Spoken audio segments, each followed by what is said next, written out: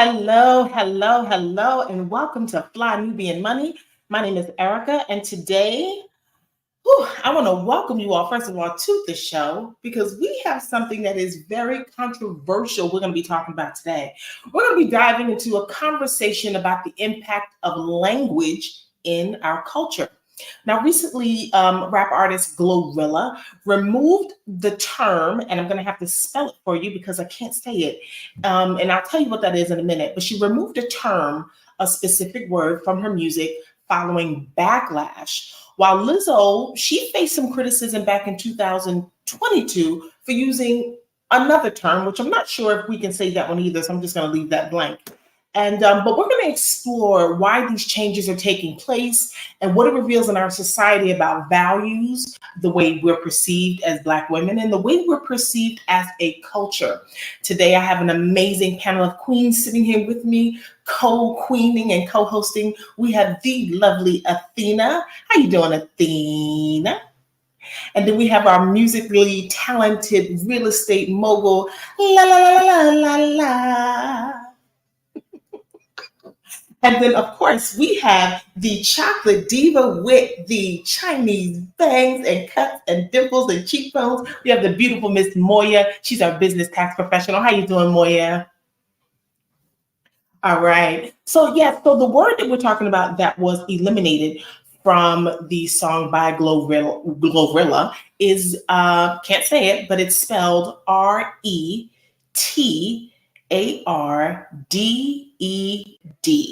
Now, she had to remove this song because the word from the song because she was receiving backlash from the use of it from folks in different communities who may be affected by this word.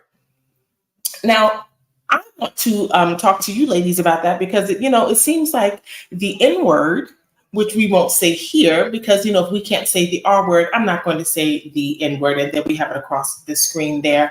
I think, we are in a place where our cultural vernacular as Black folks, different words that we use as terms of endearment, and these words became culturally acceptable in mass media communications back in the 70s. Like when you would hear the N word in the Jeffersons, or you heard it in All in the Family, even in shows like What's Happening and Good Times. The words were kind of like thrown out there, and writers were just being, just to see what would happen if the ratings would go up. And ratings did go up because now they're getting an influx of Black viewers to their programs.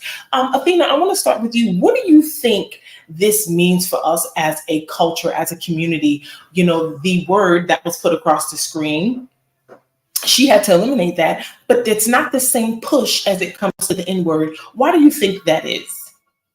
I think that, being Black is not as respected. Our group is not as respected as other groups when it comes to LGBTQ, when it comes to special needs, all these other subgroups. They get more respect because the people who have more of the power and influence are also within those groups, right? A lot of people are always upset at the push for like even LGBTQ or those things, but the reason why those things are in the headline and they get the power and the respect they deserve is because the people in power are also in those groups. So in order for us to shift dynamics, we have to empower ourselves and put ourselves in position of power to do so.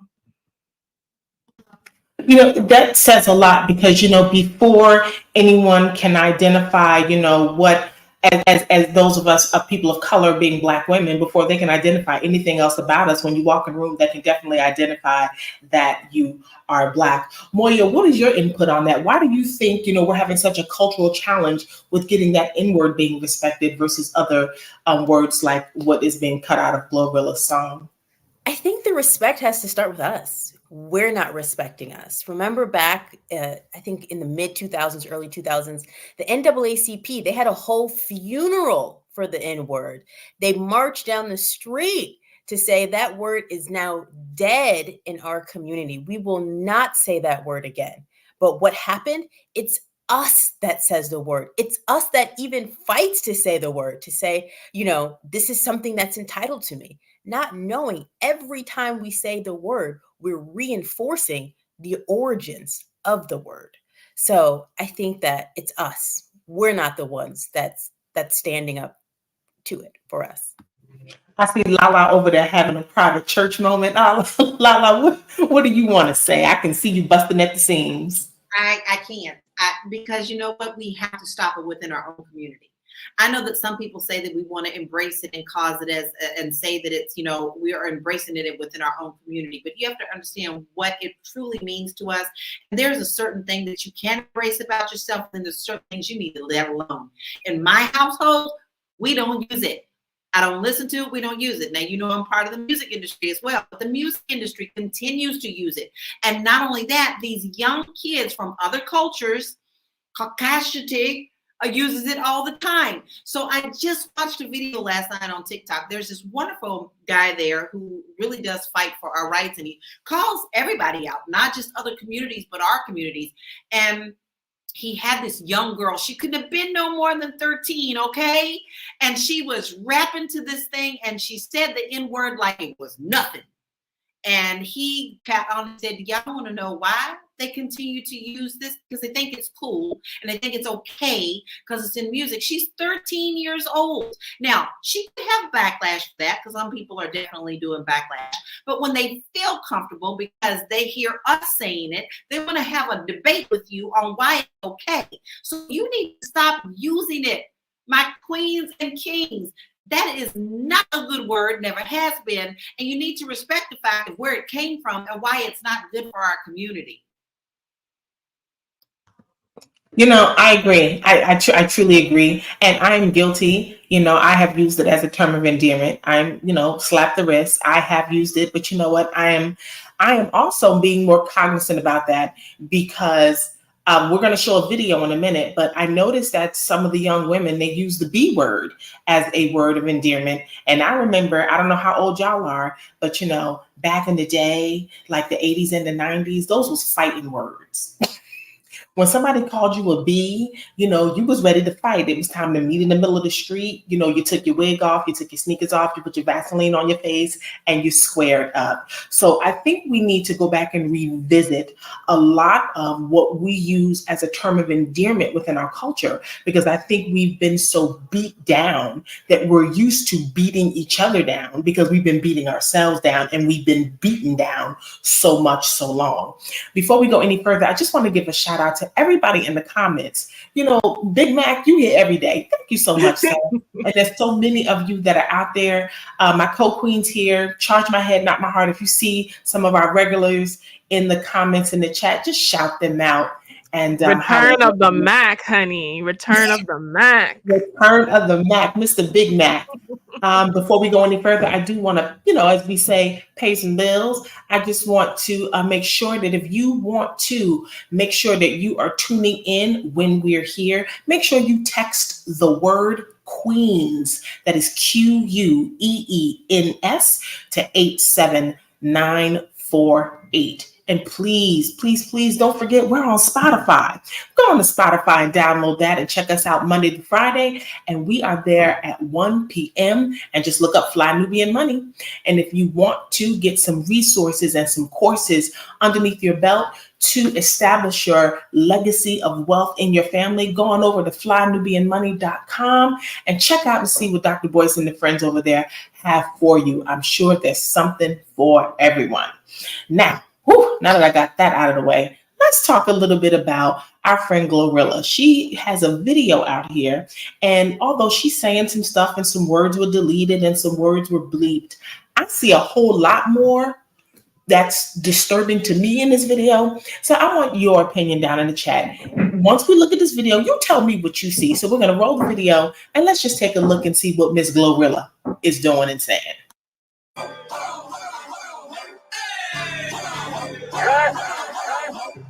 Oh, you must not know what you just started. Me and my bitch go naughty. Give a fuck about this party. We gon' step on shit regardless. Get my gun and swipe that bitch and now dispute the charges. Making music, being on bitches, I be really marching. I got hands for a hoe. I get bands for a show. You want chance after chance after chance, nigga, no. I keep saying free love folk. Do my dance on them folks. If it's up, it's going down soon as I land on them folks. You know, she just sent me back to church. I'm gonna restart my.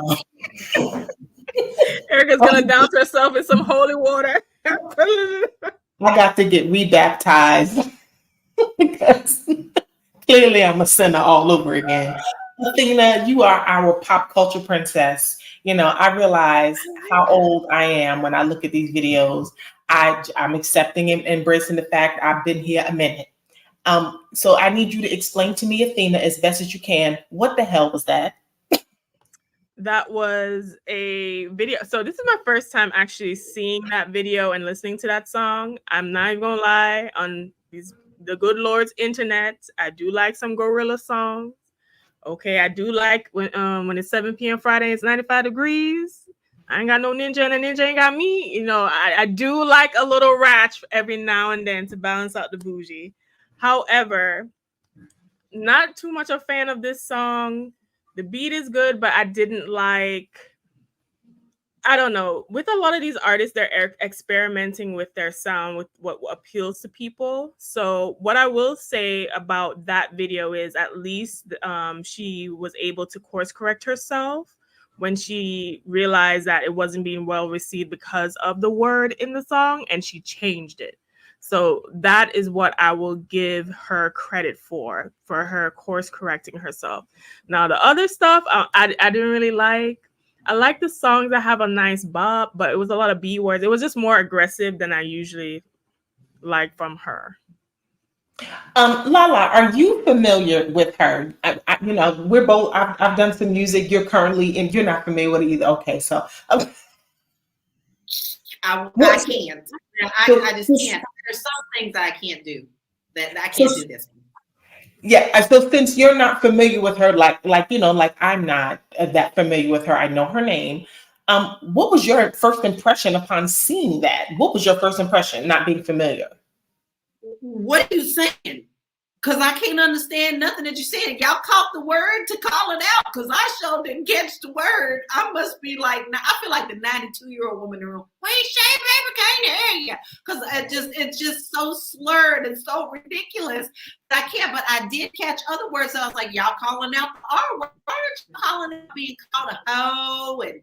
And now I have to say the term of endearment, I know, see, now I'm contradicting myself, because honestly, I don't say the B word, but I do say it in a different way. Like, bitch, when I'm talking to myself, if I'm doing something crazy, bitch, what's she doing? Like, you know, that's just me. But, you know, and I don't think I'm not calling anyone out of their name in that situation. But this whole thing to me, I don't like it. Okay, y'all gonna ring me for this. I know you're going to. But it took me like 10 years before I even listened to Biggie and Pac, because that wasn't my bag. I'm a Prince chick, you know what I mean? And so a lot of that early hip hop I didn't listen to, but now I have much respect for it because I see it in a different term. I don't think I'm ever gonna have respect for this stuff.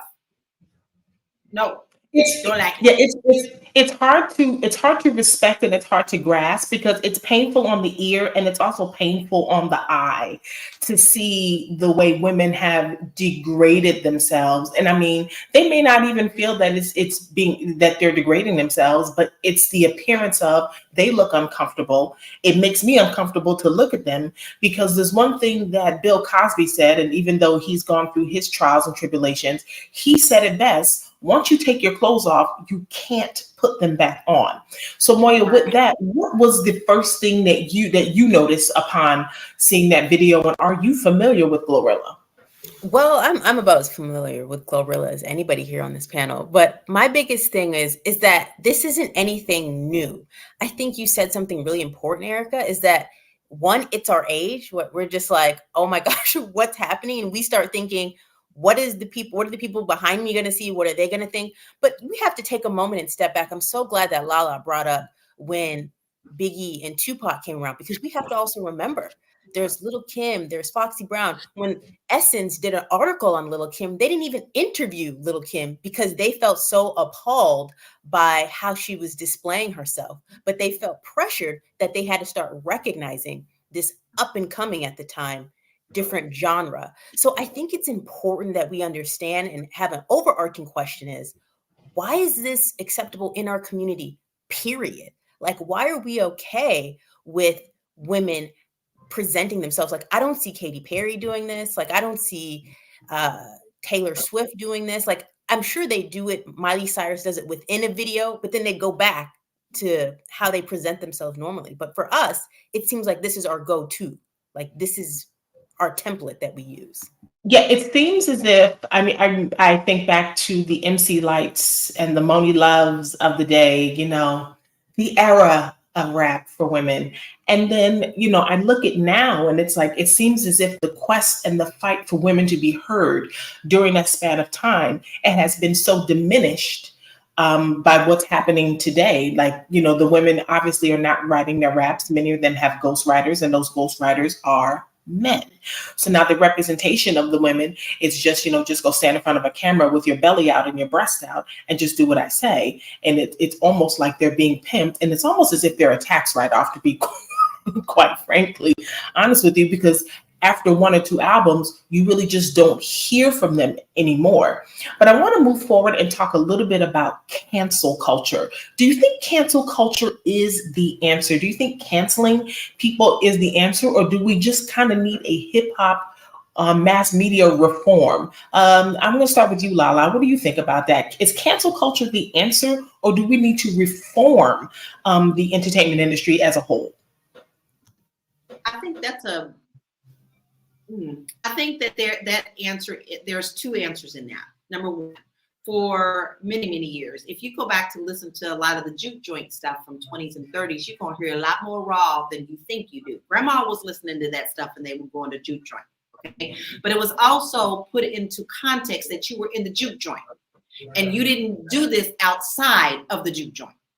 When you went to the juke joint, it stayed there. All right. And you knew that's what you was going to do. You have a good time. You're going to hear some ratchetness. You're going to do some things. And then you do have some recordings of people who really, I mean, some of these stuff, y'all, was pretty raw, just as raw as the stuff as we hear today. But it was put into context. And it was kept at a certain point. Today's entertainment industry is for all ages to hear. When I see babies coming down the street with phones in their hands, listening to videos, it makes me cringe because I don't know what you're looking at. Are you listening to Baby Shark? Are you listening to this? Because sometimes YouTube or whatever just spins around, and if the parent is not watching, the kids get exposed to the things they shouldn't be exposed to. So yes, I do believe that we need to have some kind of reformation, but what does that reformation look like? I don't know. Because once the cat has been let out of the bag, you can't put it back in. Yum, not going back there no more. So how do we fix this problem in the understanding that we have to also protect our children until, you know, parents are ready to allow them to listen to things? We do have to have parental control. But when you're outside of that house, you're out of control. You don't know. Right? I agree with you. Athena, cancel culture, is that the answer? I would say yes, but I think some things are beyond canceling.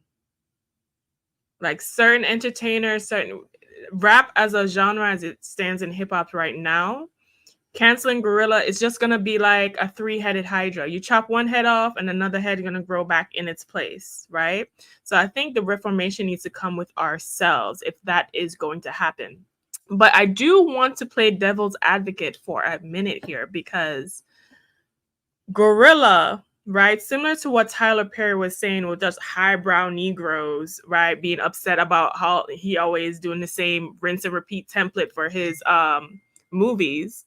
GloRilla raps on a lifestyle that some Black people live in America, that some Black people do talk that way and embrace each other in that way, right? It's a little racheta, but that's the reality of a section of Black America.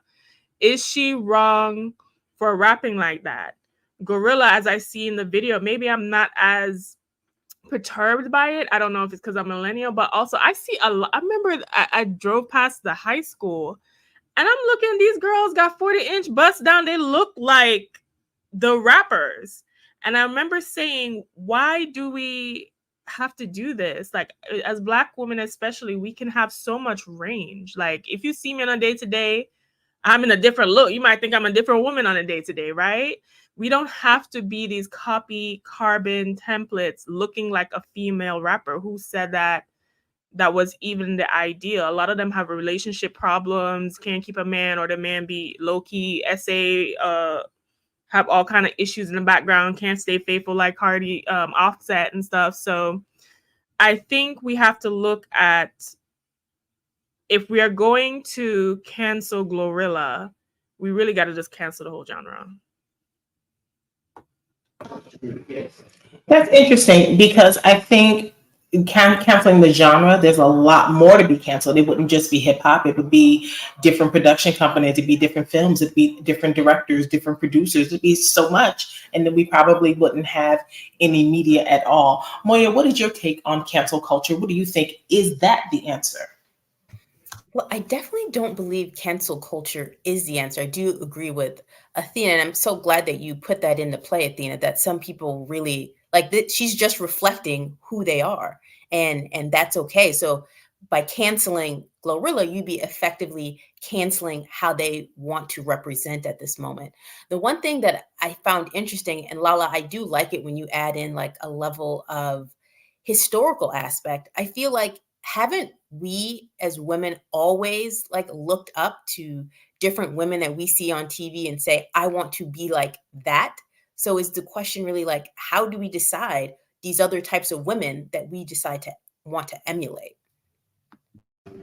Interesting, because it seems as if we have so many non-Black women that can be emulated, but when it comes to Black women, the pot is so small. We don't have that many to pick from. And then it seems like we start picking and pulling. And then when we start picking and pulling, we're almost emulating the same thing. And it's almost like mass reproduction on such a small scale.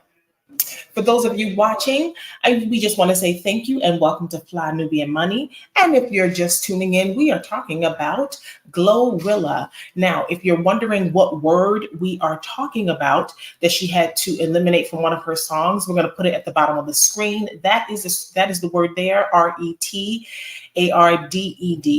And we cannot say it for obvious reasons. And we do want to respect the community, that anyone feels they may be affected by that. And if you want to know when we are going live, make sure you text the word Queens, that is plural, with QUEENS, at 87948. And if you want to make sure you can find us, beware, we are on Spotify. Make sure you download Spotify to your phone and all of your devices, and check us out Monday to Friday at 1 p.m. Now, also, get your wealth in order, leave some legacy behind. Get on over there to flynubianmoney.com and learn how to get some resources where you can get health and wealth and line some stuff up to leave behind for family members, or just to get your current money status in order and break those generational curses of bad money habits. Now, let's get down to the nitty gritty.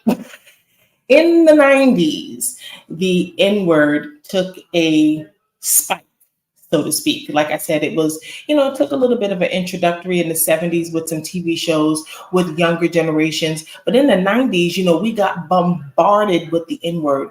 Why do you feel that artists have a tendency to overuse that word? I mean, it's used here, it's used there, but it's overused. And why do you think, I think the heart of that question is why do you think other cultures feel like it's okay for them to use that as a term of endearment? Moya, I want to start with you. Why do you feel like other cultures feel like they can just come on in and say what we say and do what we do, and it's all right with no repercussions? Yeah. So me, I'm actually not so much concerned about the other culture saying it. I'm more so concerned about us saying it. Because one of the things because I believe how we introduce and how we interact with each other, it's how we feel about ourselves, and it further reinforces it. Like if you've ever been around Nigerians, they always say alpha, like alpha, what's going on when they're introducing themselves. And alpha is like this high standard, right? But when we introduce ourselves, it's like this N word. So I think that we have to really go back in and have a deeper understanding of why is it okay for us to use it? And why does it feel like it's now changed into a term of endearment because we dropped the ER and we have an A? Like, to me, that doesn't That doesn't ring true. You know, it's crazy because where I work and where I live, it's mass diversity. And I hear it all the time from people that don't look like me. And then when they see me turn around, it's almost this awkward moment of they feel as if, oh, wait, is she offended? Why would she be offended? Hey, how you doing? It's like, you know, it's this awkward moment of, I'm like, you can't say that. And no, I wasn't answering you. I didn't think you was talking to me, but you can't say that.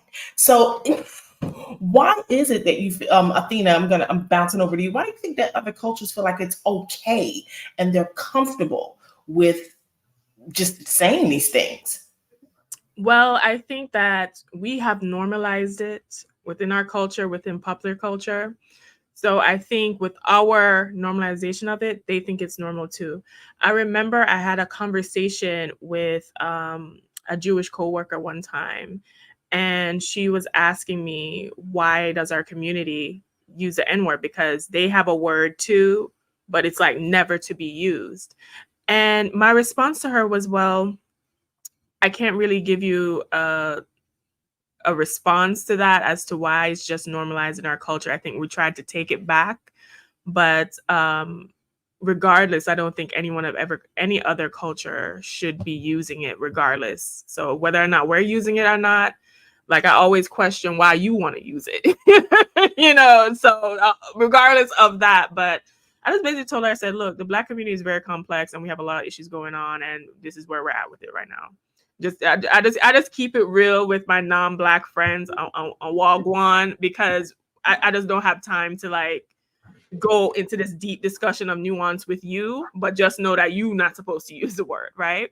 So I think our normalization of it is what emboldens other people to do that. And I also think, you know, it reflects society. In society, other cultures and communities come, open up shop, take our money, get rich off our back, do all these other things. So why wouldn't it be the same with the term? You know, we have some great comments here, and I want to read this one from Era Black. It says, it's empowering for me and mine. Black men took the term and gave it love and made it strictly about us in love, and the educated Blacks act like it's a slur or something. So now here we go again. We're dividing ourselves into, what was that Tyler Perry called us, Athena? Oh, those highbrow Negroes. Yeah. You Yes. highbrow So, Negroes. here I go.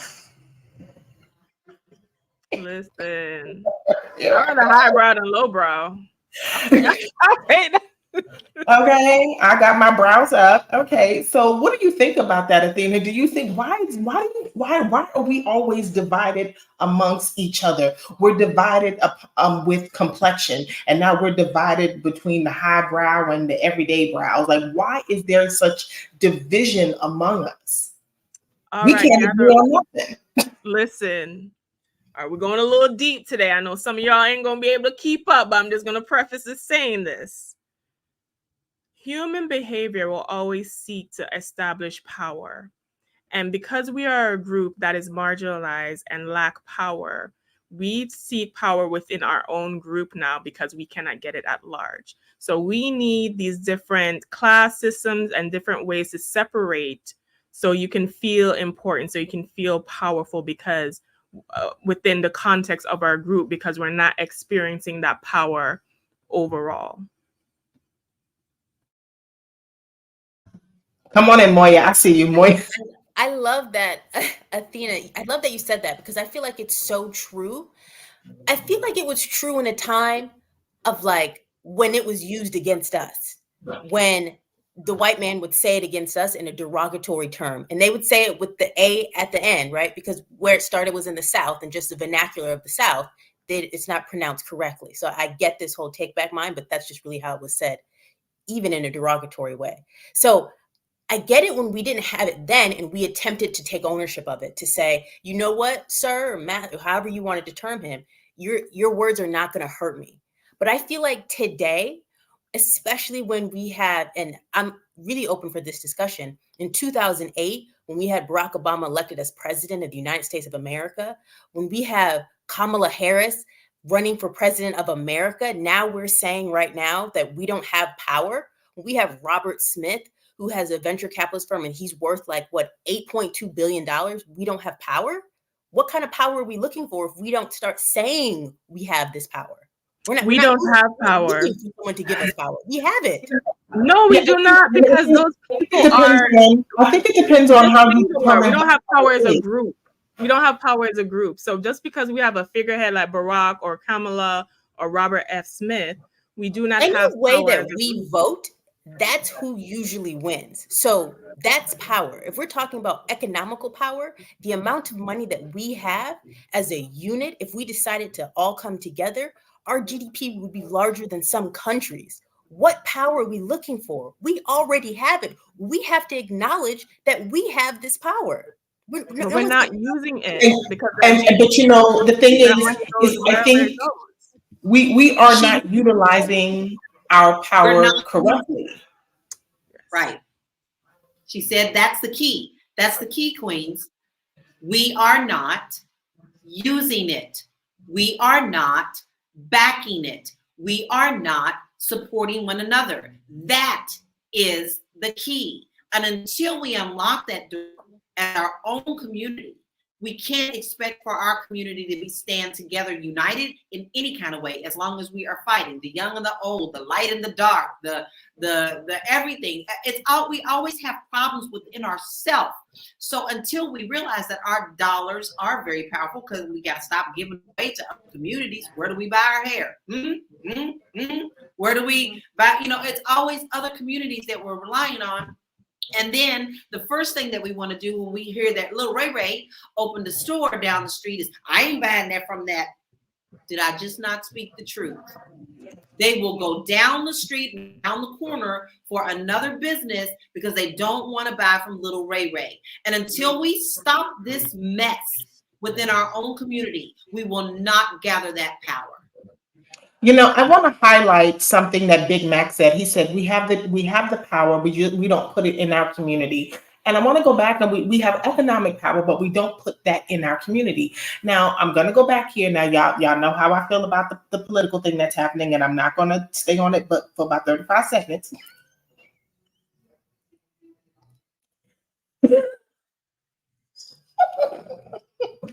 However, my challenge that I'm having, and I'm settled in my spirit, man, is all the folks that came together to raise money for the Democratic Party. Why couldn't we do that for ourselves? How come nobody thought we can do that? I shut up, all. How come? Erica, what? Why are we going back here again? I'm having trouble by myself. I'm just wondering why nobody thought that, hey, let's do that. Maybe this is something we can do every year. We can call it the Cookout GoFundMe or whatever. And we're going to, do an event, or we're going to raise money and build a church in the city, or raise money and build a soup kitchen in the city every year or something. The fact that people got together and put that black dollar behind an election disturbed me, regardless of who it's for. It could have been for the boogeyman. It doesn't matter. It's the fact that it was gathered for an election and not for the community that you lived in. Some of the people that you sit to in church and that you work with and that you live next door to didn't know you had $3,000, but you took money and you put it towards a political party. That's all I'm saying, and I'm going to let that go. If you're just tuning in, welcome to Fly Nubian Money, where we keep everything fly and peaceful. My name is Erica, and these are my beautiful co-queens, Athena, Moya, and Lala. And we are talking about GloRilla. It don't seem that way, but we are talking about GloRilla and the word that she had to eliminate from her songs. We're going to put that word down at the bottom of the screen. And we're talking about, just cancel culture and all that's going on. And here is the article. GloRilla drops the R word from her lyrics, but keeps the N word. And why are we not offended? It's almost as if we have just accepted the fact that it's okay for us just to be berated in music or berated in society. Why do you think, you know, we as a whole are not taking accountability on that? How come somebody is just not saying, okay, you know what, stop? Because I remember back in the day, LL Cool J didn't curse in his raps. But, you know, now it's trendy. So I guess he has to curse because people are going to think, you know, he probably can't spell the curse words, which is probably the reason why he doesn't curse. Lala, I'm going to jump over there to you. Why are we not accountable, you know, to the N word or to the B word or to these other words that are just derogatory to us as a race of people and as women? I'm gonna get a little deep on you because there is a disconnect within our generations. I think the generation of you and I, Erica, I'm 54. My mother and my grandparents and all of them told me more about what I needed to know in the history of what happened to us as a people. I was shown photos and always told of the whips on my great-grandparents' backs. Okay, so to me, that word represented something that I never wanted to bring back into our community.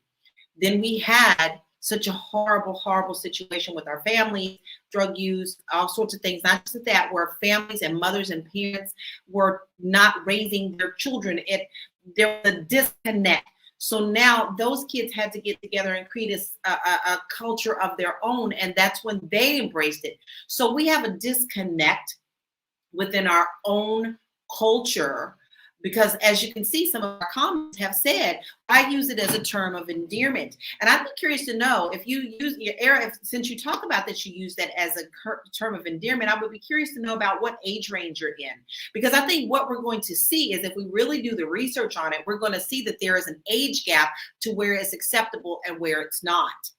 And this is where the disconnect is that we have to get together and do, because also don't forget, you know, the Black Panther Party was very, very, very, very powerful in our community until the government decided they wanted to tear it down.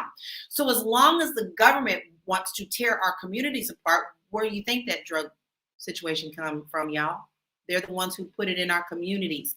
So we have so many things. This is deeply, deeply rooted. And until we pull that root out and create a cure for that, this is where we're going to have the disconnect. And I know that that's deep. I know that we cannot do this overnight, but I know we got to start somewhere. Because I'm going to tell you another thing. I'm really sick to death of Quentin Tarantino coming out thinking it's okay that he can say the N word anytime he wants to. And he does say the R word. And he says it out of his own mouth on film. But we have all these Black actors that still work for him and still allow them to say something. Here's a little side note. The Django, you know, what's his name? I can't think. The white dude. He's Caprio. Leonardo DiCaprio. Was so freaked out. He was freaked out about saying the word, y'all. But the Black actors came in and said, "This is an acting job. You just need to go ahead and do that." Where do we draw the line? So not only within our community, but the entertainers who allow it and the disconnect. There's a lot going on here, and that's just 3 things. I'm pretty sure I'm missing about 20 others.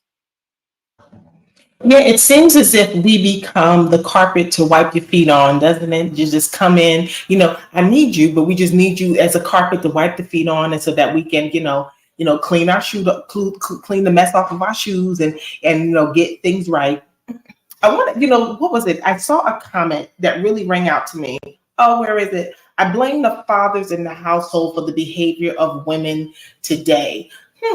You blame this is exposing the truth. I'm sorry. And he or she says, I blame the lack of fathers in the household for the behavior of women today. That's funny because I think more of my father's been deceased now since I was 13, for the last 13 years rather. And my parents divorced when I was 14. And I was always more concerned about what my mother would say if I behaved in a manner that was not approving. Do you think lack of fathers in the household, Moya, are a reason for why some of the young women in today's industry are acting the way they are? Well, I think that I'm so grateful that Lala brought into the conversation about the role of the government and how it has affected thereby the role of the Black father in our family. And so one of the things that you said, because Erica, I'm not going to let what you said just ride in terms of giving to the Democratic Party.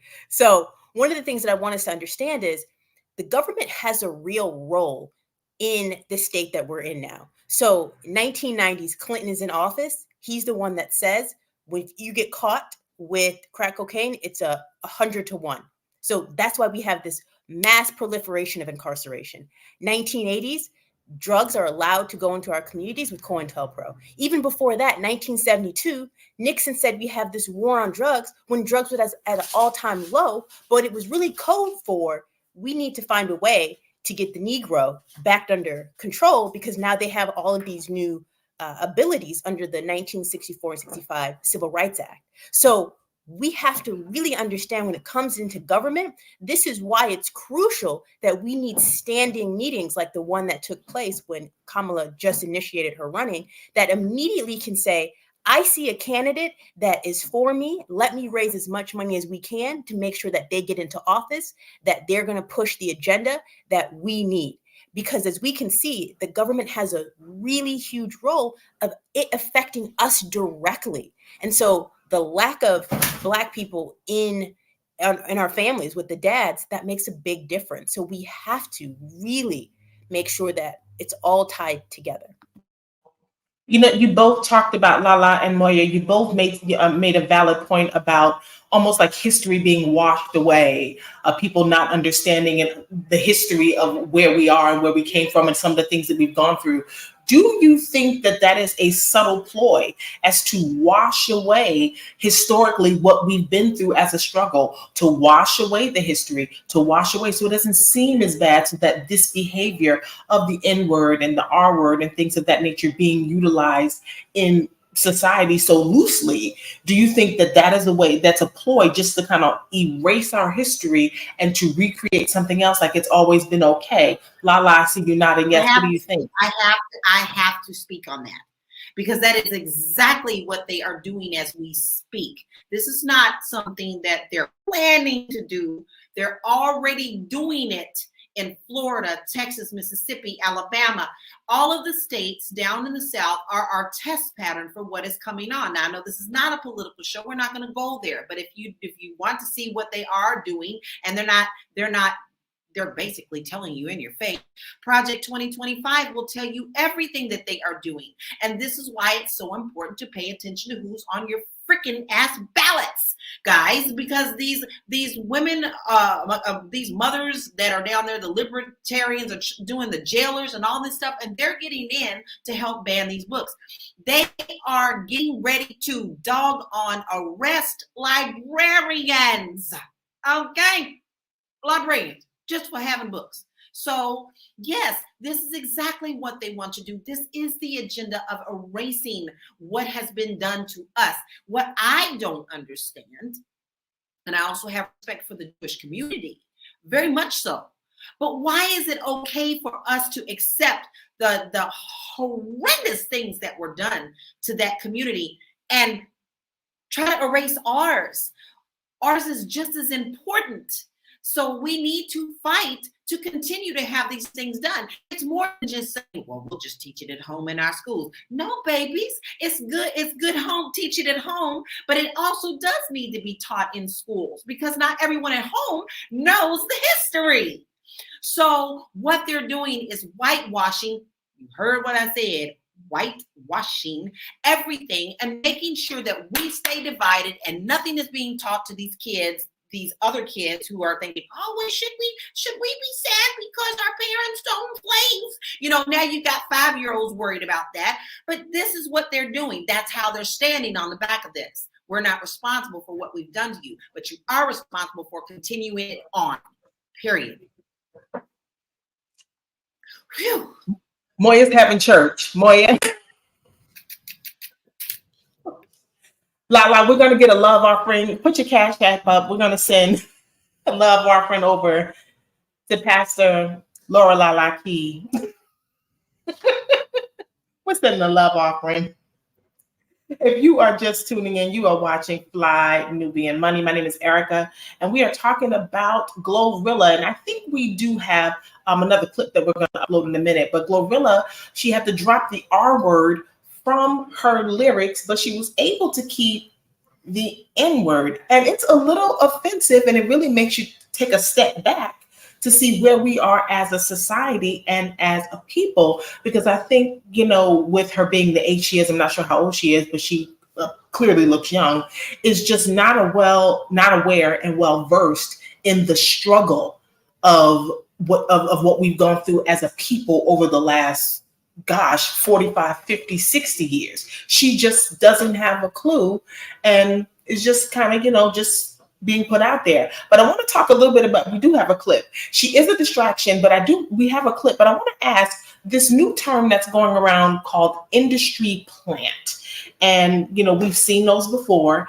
And, the 90s, I was here for the 90s, and there was a lot happening in the 90s. So we're going to go over to you, pop culture princess, Miss Athena. Do you think that folks like her with, I'm going to say it, nobody else wants to say it, with, a little mediocre talent, her and a couple of other folks out there, do you think she might be an industry plant, or is she a part of a bigger agenda? Oh, GloRilla?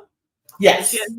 I don't think she's an industry plant. GloRilla really got her rise off of social media, and then Yo Gotti. I think at the time, Cardi B, Megan Thee Stallion, Nicki Minaj were the heads of rap and hip hop, and I think other rappers and labels really discovered that women make a lot of money, because not only can they just do the raps, but they can sell merch, perfume. I think Sexy Red came out with a provocative lip gloss set that nobody's buying, or at least I hope not. So Yo Gotti was like, I'm going to capitalize on this and put her on my label, and I think that's what he did. What I will say with GloRilla, I do think that I think she's from St. Louis, and I do think that she's capitalizing off of a machine that is already built. I don't think GloRilla is the one to blame. I think we really need to look at that machine, like we're saying, that's pumping these artists out and basically putting the rap girls on this cut and paste template. But yeah, that's what I have to say about that. I don't think that GloRilla is an industry plant at all. What do you think? She is from, I'm sorry, Memphis. That is correct. She is from Memphis. Oh, look at this. There's some other people who are plants in the industry that are benefiting, like DJ Vlad and all these other non-Black people who have these platforms that everybody feel like they can go on confessional and get $0 for, but that's another time for another show. Yeah, I don't understand how you go do a full confessional and not get paid. I don't understand. You bare your soul and your pockets are just as bare as they was when you walked in. I don't understand how that works. I think it was Neely Fuller who said that Black people only care about attention and looking good for other people. So I think that kind of thinking is still very much present within our community. And I think, do you think that record labels, Moya, coming from the financial aspect and taxes, do you think record labels really realize that when they're signing new talent, when they say, hey, we can just give them a car, a gold chain, something that, is probably just coming off the lot of the dealership anyway, and just say, here, take this. Do you think that is more of the case? I think so. I think that there could be some of that. I know Lala has been in the industry for years, so. Yeah, Lala's laughing. Come on, Lala. Come out now with it, right? But honestly, I love all music, but all music has some kind of controversy in it, period. I think if it didn't, a lot of the times we wouldn't even be listening to it, because I can guarantee you that someone who came across this page and this broadcast today, who doesn't know who she is, will now go and look her up and listen to the song. That's more stream. Although I don't want y'all to really believe that, because streaming does not pay artists. Let's be very clear about that. But it will get her attention when she has controversial things. Now let's take a page out of what's going on with Lizzo. Now Lizzo did come out and she said something that the community didn't like, and she corrected herself too. But Lizzo now is also losing weight, and the people who that were absolutely following her and loving her, and it was a controversy because she was a big girl, now are shaming her because now you're losing the weight and you're letting pressure get to you instead of, oh, you're getting healthy. So controversy always feeds whatever the fodder is at the moment. I think the thing with Lizzo has always been disturbing to me because I was never familiar with her music. I thought her commercials, the one or two that I saw, I thought they were cute. And I mean, she just had appeared to be like a joyful little spirit about her. I think for whatever reason, I think she got the backlash that she got because she was a bigger girl. And it was as if, like, who were you to be this big girl, that be this confident, and to say XYZ? You shouldn't be able to say this as a big girl. Do you think her size had a lot to do with any and everything that happened to her, especially with her losing the weight now? Yes, and I can tell you why. Because I used to be 285 pounds. Okay. And I have Me too, girl. Me too. Right? I have lost 130 pounds. Okay. And I'm telling you, in my own business, I could be sitting in the office and someone will walk in, and this little young cute thing sitting across the street across from me, who had just got her license and knew nothing, would always get the business because they would look at them first. They would go to her first. And then when they figured out, oh, she doesn't quite know what she's doing, then maybe they will come over to my desk and ask me questions. So size is another thing. Weight is another discrimination thing that goes on. But people feel that that is more acceptable than what it is being called something else. I can't tell you how many times I've been called fat B. And I'm going to tell you, I took offense at it because I knew that was a personal thing. That wasn't in a loving situation. And just as the N-word, that's not a loving situation, because I've been behind too many people in stores who don't know what I am, that have actually said it because they thought it was a part of their community. So it is never an accepted word to me, because I know what you mean behind it. Whether it's someone within my community who I feel much more respect for, please don't call me that, because I'm not going to call you that. There's Amen. so much. Nope, I totally get it. I was a little over 285. I was 300 before I lost the weight. So I totally know what it's like, that, to be sitting there and you're the person that people are coming to see. And then they walk in and see you and look beyond you to somebody that knows nothing. And then they have to come back to you to get what it is that they need. It is a little bit, spiritually invigorating when it happens, because now you're back, the ball is in your court. But when it initially happens, it is kind of like a shot to the gut, like, my work speaks for itself. Let the work I've done speak for me, not, the external.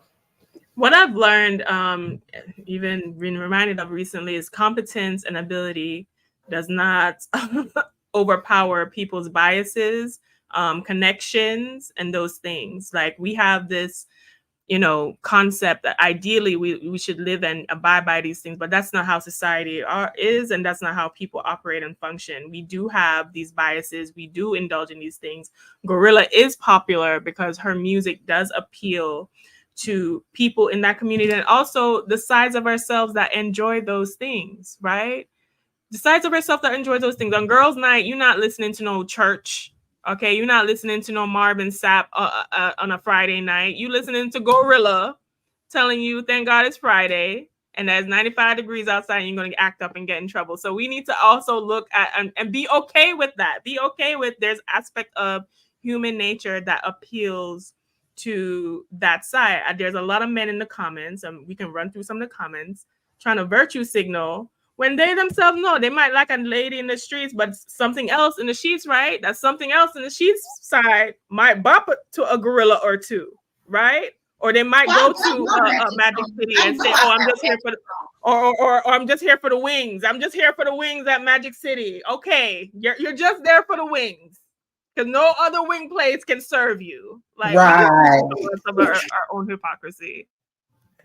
I see a comment here. Record companies are not interested, and this is by Sapphire Blue 21506. Record companies are not interested in uplifting our community. They profit off its destruction. And that's been for years and years and years. I remember so many artists from that from that song that was put together. I think it was late 80s. I don't think it was the 90s yet. Self-Destruction, and how the record labels was so against all of those hip hop artists coming together to do that song. That song and that moment and the video was history. But unfortunately, with today's artists, something like that could never be done. Are you all familiar with Self-Destruction? I know, Lala, are you familiar with that song, Self-Destruction? Lala, Moya, do you know Self-Destruction? Like, we gonna have music class. We gonna have music class.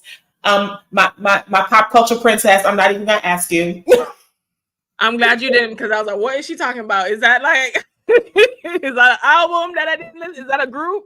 But it's all about, well, it was about 10 or 12 different rap artists that got together in the 80s. I mean, it was Heavy D, it was MC Light, it was all of these different, KRS-One, so many artists that got together and did a song and raised money because of the violence that was taking part in their community. And they weren't a part of it, but now hip hop is a part of the destruction of the community. So I want to roll into, yes, sir. Self-Destruction is a classic. Thank you, sir. Who I thought I was alone. I want to roll right in. Dr. Bob was going to chime in because he knows all the music. Child, I feel like I need to take some Doan's pills or something.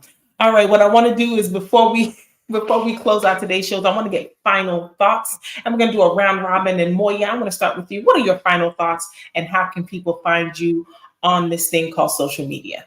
Yes. So one of the things that I think that's important to highlight is that this has been like GloRillas have been a part of our community for decades. Like we remember Josephine Baker, right? And her banana photo and pictures. And then we also remember Diana Ross and the Supremes in their gowns as they sing on stage. So I think it's just about us having a plethora of different women to look at and to emulate. But I also believe it's also a reflection of our society. In those times when she had those gowns singing on stage, it was once again during the 1960s when we were saying, you have to see us in all of our glory. So I think if we want to get back to a place where we want to be seen in our glory, it has to start by how we look and how we appear when we go outside.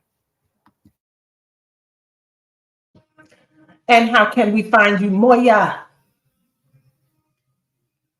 I am Moya at Moya.business on Instagram. If you want to find me, Moya.business.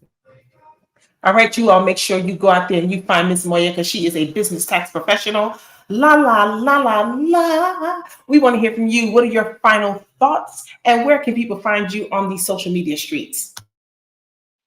I think there is a balance for all of us.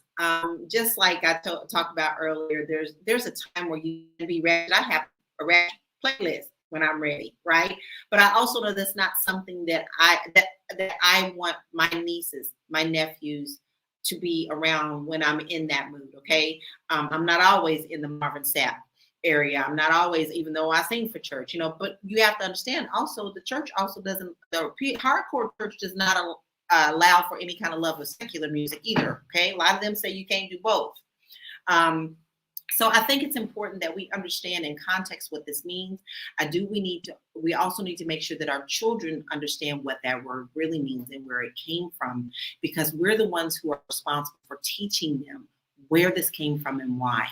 And if you think the word is acceptable, then how about maybe you do pull out that picture of our people who were whipped and where it came from and why it was called that way. To me personally, like I said, I know that photo and I don't want that in my community. So within my household, we don't use it. And you can find me at bit.ly/LauraKeyInfo. I have a lot of great free resources for you. And I'm actually I have a free credit report thing right now for you to help you build your credit. So you can get that on that link. All right. Thanks for letting me talk, because y'all know I get a little passionate. And we love your passion. Thank you so much, Lala. And Joanne Dixon, we saw your comment, and thank you so much for tuning in every day. We see you, girl. Thanks so much. And last but not least, our pop culture princess. I love that moniker. I will gladly wear the crown of pop culture princess. Okay, So my final thoughts are this. We need to also step out of our own hypocrisy and recognize that the reason why GloRilla is popular and people like her is because we enjoy listening to that side of music, okay? We are not listening to Yolanda Adams at Magic City or at these parties, at these venues that we go to, okay? Listen, for me, 7 p.m. today, I will be busting that song, enjoying my weekend going into the Labor Day holiday. However, I do acknowledge that we need to do better as a community. I'm glad that she made adjustments for the R word, so maybe in the future she can make adjustments for the N word. My name is Athena Gardner. I'm a CPA and wealth coach and founder of We Wealth Women, where I help women confidently manage their finances and live their best goddess life. If you want to find out more about me and what I do, you can head over to wewealthwomen.com, at We Wealth Women on all social media platforms, and also the We Wealth Women podcast. All right. Thank you so much. And Big Mac, We Wealth, I plead the fifth. Shout out to Big Mac. Big Mac, you know you're not in Magic City just for the wings, okay? You're there for the cheese, all right? All right, well, I'm going to wrap up the show. My name is Erica. I have been your host for today. My final thoughts, just be cognizant, all of our artists out there, whether you're independent or whether you're signed to a major label, because, your audience is your audience. Your audience may have a certain lifestyle that they lead. They may be of a certain color. They may have a certain disability of sorts. So be cognizant of what you say in your music, because it can be offensive and you can lose an audience. So being aware and being sensitive to the fact, and just, sometimes pull out a dictionary. They used to have rhyming dictionaries back in the day. I don't know if that's a thing anymore, but just be cognizant, because it is so easy to offend, especially when you're not intending to offend. My name is Erica Lewis. I am your host for today, and I'm also the author of Faith in Transition. And you can find me on the social media streets as Miss Erica Renee or at faithintransition.com. I want to thank everybody for watching and tuning in. Thanking my co-queens, the lovely Moya, the amazing Lala, and the pop culture princess Athena. You all, thank you so much for tuning in, as you always do out there in the chat. We appreciate you. Without you, there's no us. You all have a great night, and we will see you around these internet streets. Peace. Have a good weekend.